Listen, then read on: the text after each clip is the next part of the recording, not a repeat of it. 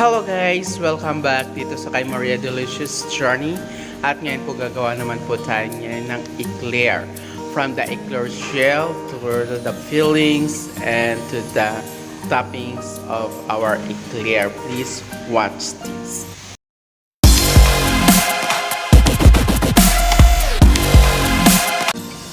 First step that we're going to do is gagawa muna po tayo ng eclair shell. Yan po muna ang ating gagawin.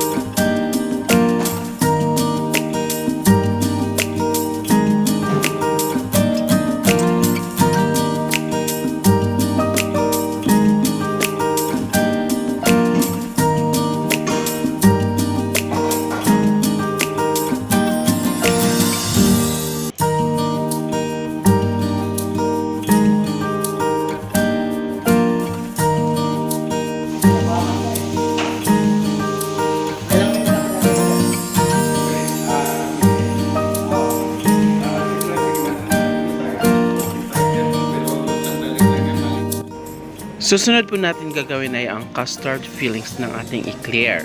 Please follow the procedure.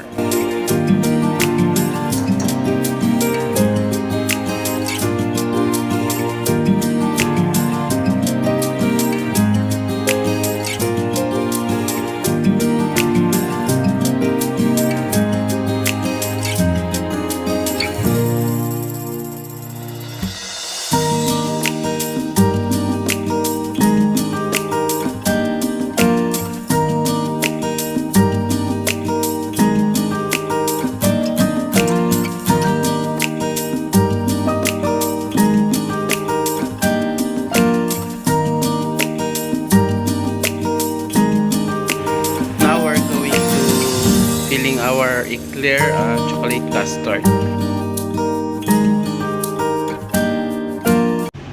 Last na gagawin po natin ay ang ating eclair toppings.